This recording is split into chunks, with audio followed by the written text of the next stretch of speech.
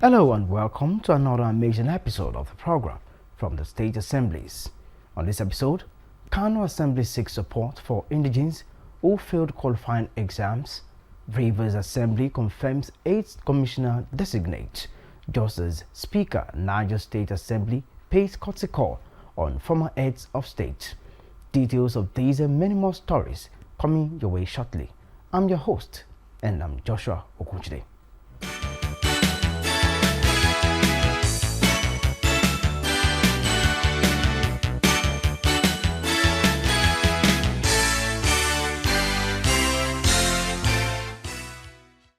Welcome back. We begin from the northwest, where the Kano State House of Assembly has passed a resolution on the need for state government to assist Kano indigents who have failed qualifying examinations with a view to supporting those that cannot afford the fees.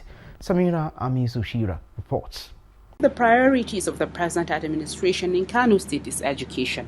Put all on hands on deck to ensure the citizenry get good and qualitative education at a token. Having this in mind, Representative Suleiman Mukhtar Ishaq of Madobi moved a motion calling on the state government to look into the possibility of assisting students who could not meet the criteria of 8 credits, including maths and English, in the qualifying examinations, to improve on the number of students that will sit for the senior secondary school certificate examinations. And we need, vis-a-vis our number,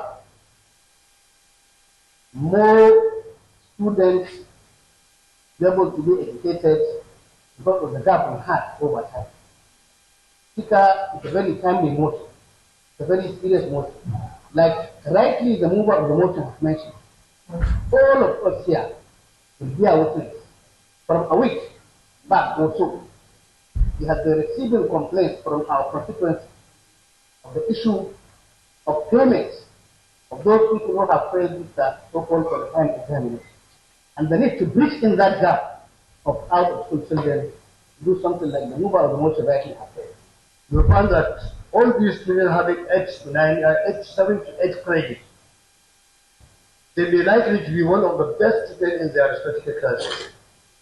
Because of their failure in English, by one reason or another, they are not sponsored.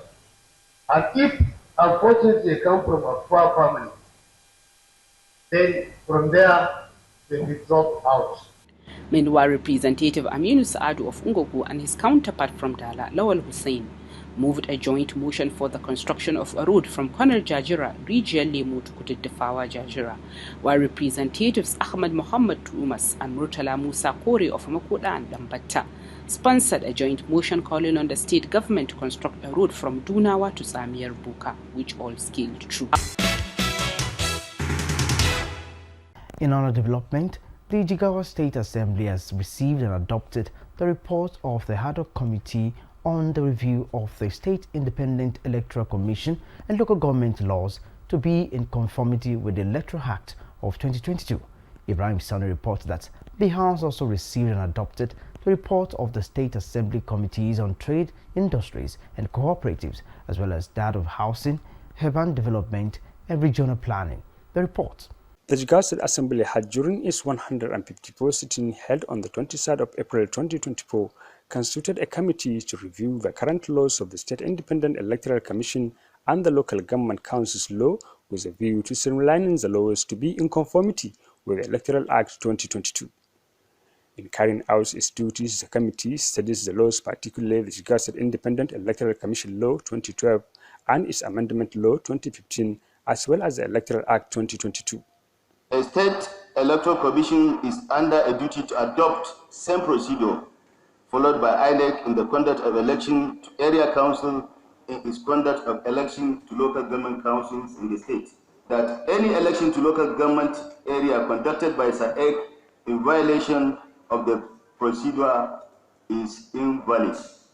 That officials of SAEC are liable to prosecution if they contravene the procedure laid down for the conduct of election to local government council. Based on its findings, the committee recommended that a bill be presented to the Jigawa State Assembly to seek for an amendment laws for the relevant section of the laws of the Independent Electoral Commission in the state to be in consonance with Electoral Act 2022.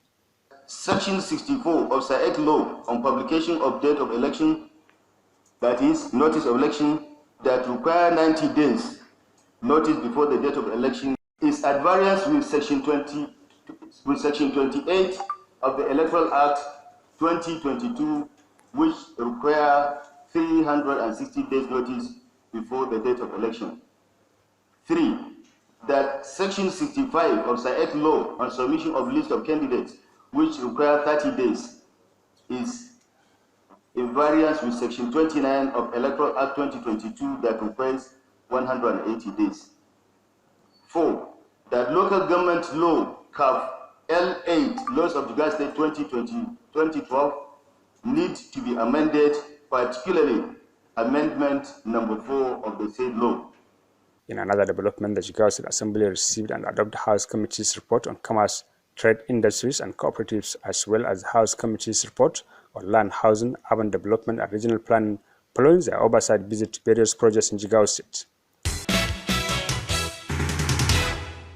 Moving to the southwest region of the country, the Osun State House of Assembly has passed the Osun State Public Political Office Holders Revised Remuneration Package Amendment Bill No. 2, Bill 2024, into law.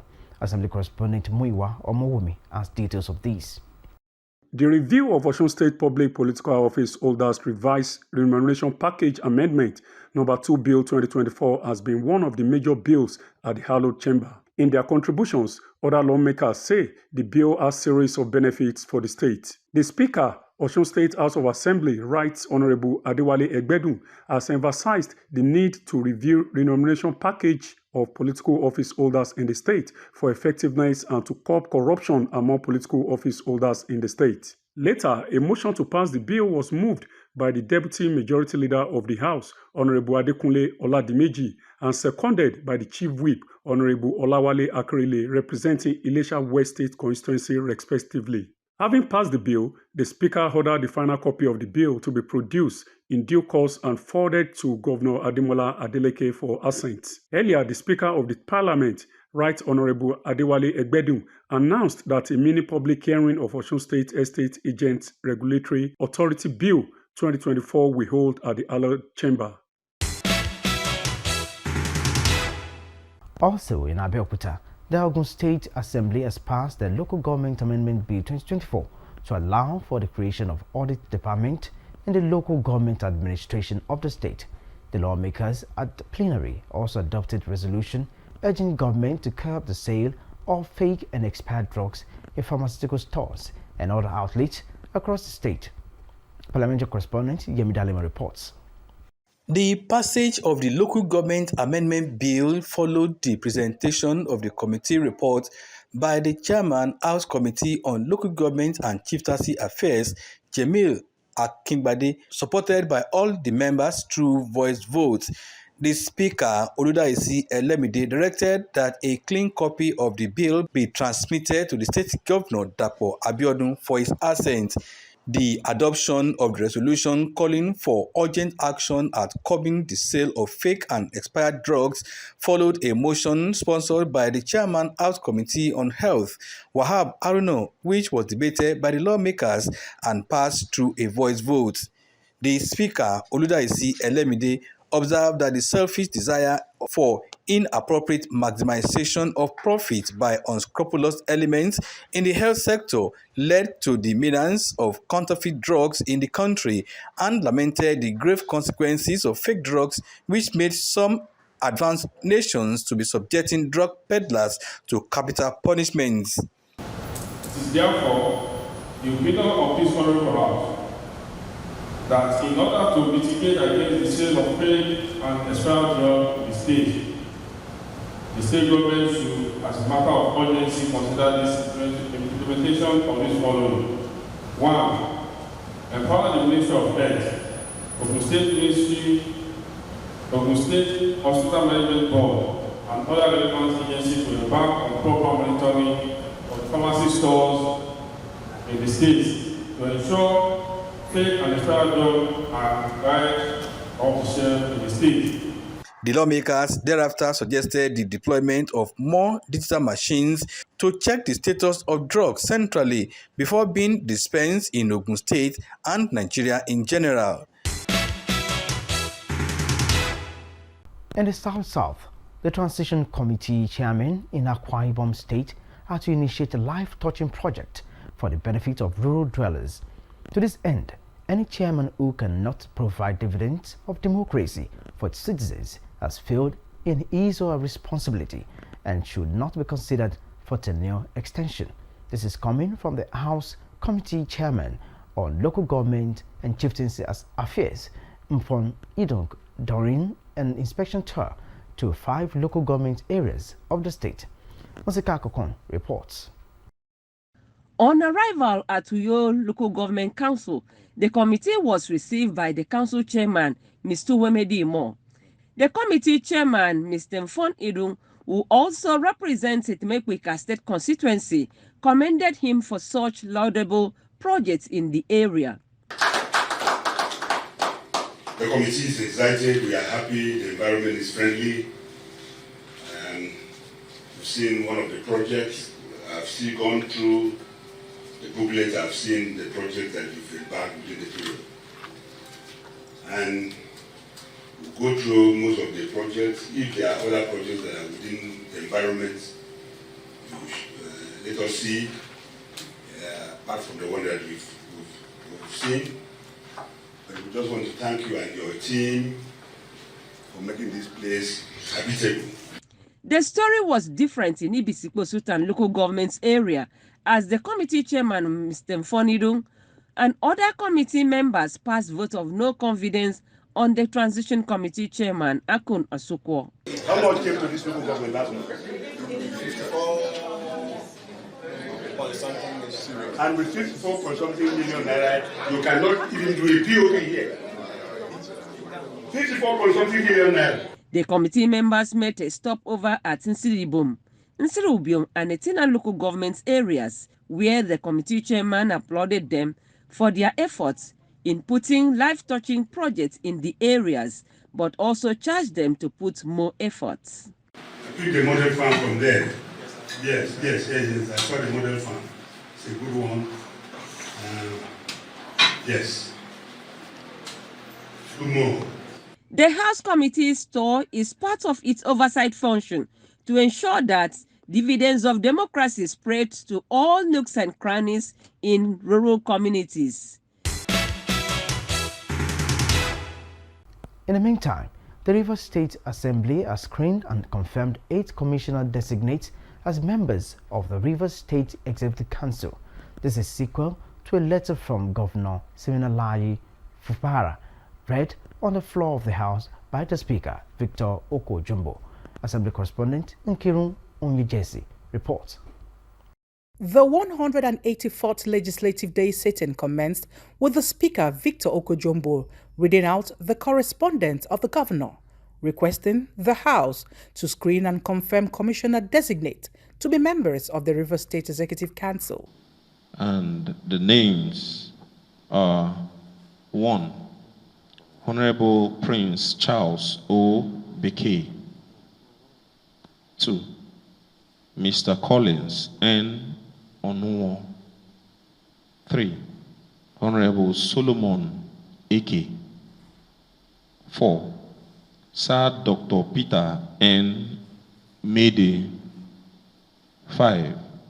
Honorable Eloka Tasie Amadi. 6. Honorable Baswini Joshua Benebo. 7. Mr. Tambari Sidney Barra.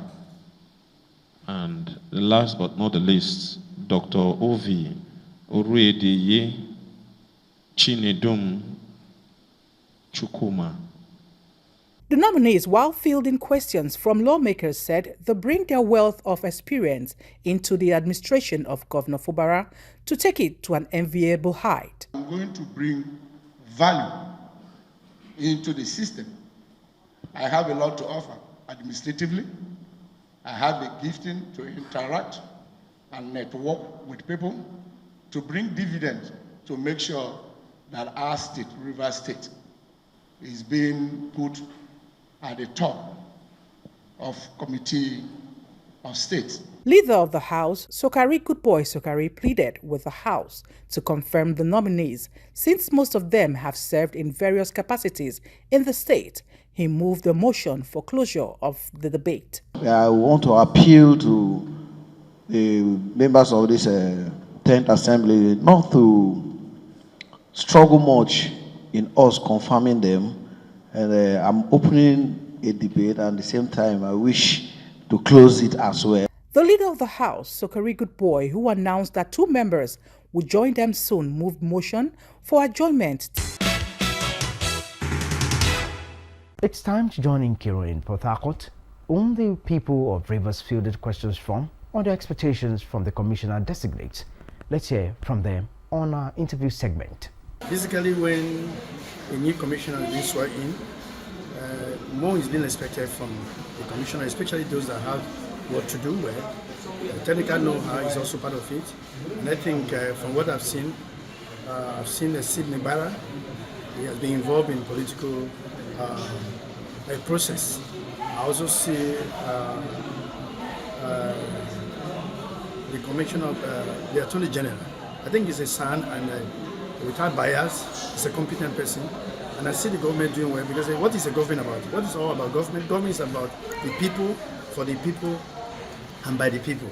So the government has been accepted by virtually everybody, and they are looking more forward. They are looking for the development and the growth of Rivers State. And when you want to feed the masses, you look at what the masses is feeling. You see, if you go to marketplace, you go to anywhere, you see what ties the entire society is the way, the simplicity. We've never have that before, where the government can go to anywhere and be simple. You see, people acceptability is more important. So I believe that if as it is going now, if they really wanted to do work, I think I see a separation of power. I see executive separating from legislator. I also see judiciary separating. I see different. I don't see them working together. I like they are cat and dog. I see them separately. It don't mean that totally they are going to separate, but there should be a little understanding, and that's only what the society needs from them. If there is peace and it appears that the House of Assembly is legitimate, then the commissioner will kick off very well and begin to work. But I believe with the person of Fubara, Governor Fubara, and his aim to achieve a lot in the state, that commissioner will be spurred to do well. Economically and otherwise, service globally, they are to serve River State governments. Some of them must have served under what do you call him? Yes, Omike. Or maybe some of them have served under Chibike Mechi equally. But my expectation is that they're supposed to advise the governor himself first. When you hear commissioner, the word commissioner, you are commissioning the ministry to be in charge of it. And you are giving a report of it to the governor when and how he needs your advice. So as a commissioner, it's not that they give you that place as the commissioner to commission over it, to eat everything that come in there. It's either a ministry whereby government has to push money in. How much will it bring in? How is it going to be spent? When and how? And so commissioner is the head of such ministry. And now the word commissioner, let's look at it globally. My expectation from them is that to put in their best. To put in their best from their past experience. Let's assume I'm a lecturer here in public administration. And suddenly I'm recruited now to Rivers State University of Science and Technology.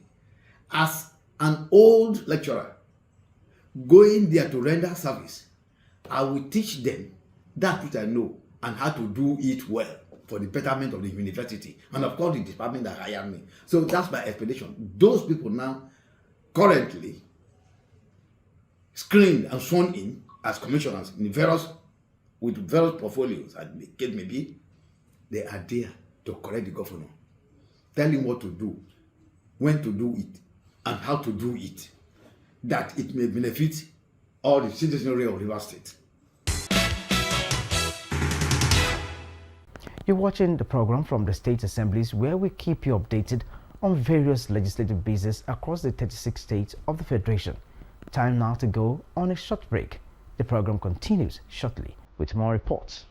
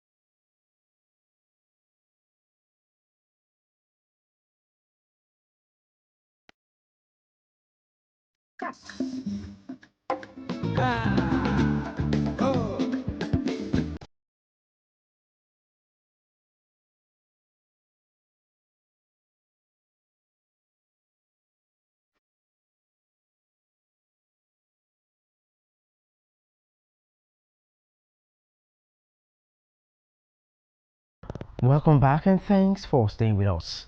We're now in the North Central, where former head of state General Abdulsalami Abubakar has urged political leaders in the country to maintain the established zoning arrangement, which is said has stabilized the polity. The former head of state gave this indication when he received members of the Niger State House of Assembly, led by the Speaker Abdulmalik Sakir Daji. Musa Mukail reports that the members had earlier visited another former military head of state, General Ibrahim Babangida. His report. The visit by the lawmakers is aimed at familiarizing with the former military president and former head of state and also seek their wise counsels on governance. General Abdulsalami Abubakar, who appreciated the visit, enjoined them to feel free to call on him at all times. The former head of state urged the lawmakers to continue with the existing harmonious working relationship with the executive that has brought about good governance in the state. Certainly, if there is a squabble between legislature and the executive, certainly there wouldn't be any progress in the state. But I'm happy so far, so good. So I want to commend their effort and also try to encourage them to continue in this way so that they can help Niger State to progress economically and peacefully. Speaker Abdulmalik Sarkin Daji reiterated that they will continue to seek their wise counsel, especially in regards to good governance in the state. We are benefiting from the fruit of their own labor.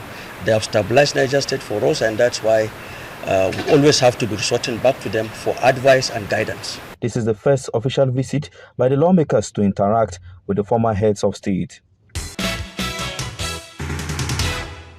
The Nassarawa State House of Assembly has urged the state government to provide more funds to authorities in order to enhance good drainage system to curb the issues of flooding in major cities of the state.